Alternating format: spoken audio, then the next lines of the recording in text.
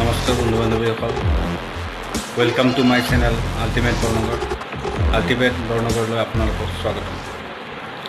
আজিৰ ভিডিঅ'টোত মই এইকাৰণে লৈ আহিছোঁ যে আপোনালোকে গম পাইছে আমাৰ মাননীয় স্বাস্থ্যমন্ত্ৰী ডক্টৰ হিমন্ত বিশ্ব শৰ্মা ডাঙৰীয়াই সকলো চৰকাৰী কৰ্মচাৰীকে এটা আহ্বান জনাইছে যে বিহুৱানৰ পৰিৱৰ্তে 3 পৰা 5 গিৰি যি দুখীয়া পৰিয়াল আছে ওচৰৰ, সেই দুখীয়া পৰিয়ালক অলপ সাহায্য দিবলৈ অনুৰোধ কৰিছে।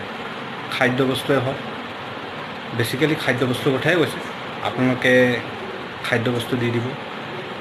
কথাটো হ'ল কি, আপোনালোকৰ মনত হয়তো প্ৰশ্ন আহিব পাৰে যে আমিনো দিম কি। কথাটো হ'ল কি, আপোনালোকে 1 বিধ বা 2 বিধ বস্তু নিদিব, পাৰিলে আপোনালোকে 4 বিধ বস্তু দিয়ক। কাৰণ হয়তো যদি আপোনালোকে খালি দাইল আৰু চাউল দিয়ে, তেতিয়াহ'লে হয়তো সিহঁতৰ খোৱাত অসুবিধা হ'ব পাৰে। পাৰিলে তাৰ লগত আপুনি আলু 1 কেজি দি দিব, অলপ 1 কেজি পিঁয়াজ দি দিব আৰু 1 লিটাৰ তেল দি দিব।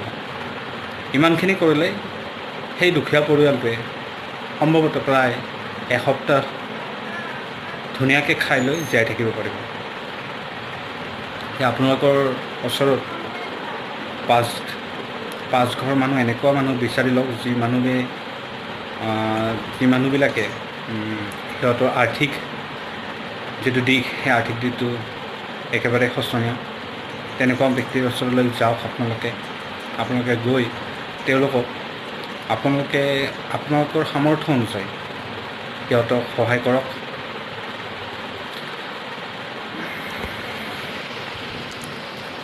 আৰু আপুনি এইখিনিৰ বাবদ বিশেষ টকাও খৰচ কৰিব লগা নহয়।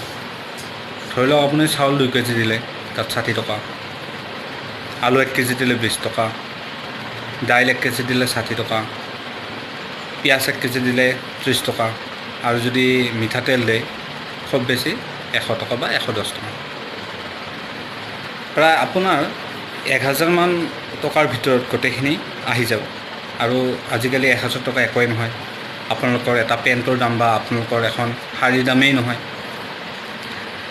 যি কি নহওক, এইখিনি আপোনালোকৰ ওচৰত অনুৰোধ, আপোনালোকে পাৰে মানে সহায় কৰক।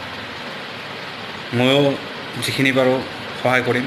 যদিও মই এজন চৰকাৰী কৰ্মচাৰী নহয়, তথাপিও মই যিখিনি পাৰোঁ ওচৰ চুবুৰীয়া আমাৰ যিখিনি দুখীয়া মানুহ আছে সিহঁতক সহায় কৰিবলৈ ময়ো চেষ্টা কৰিম।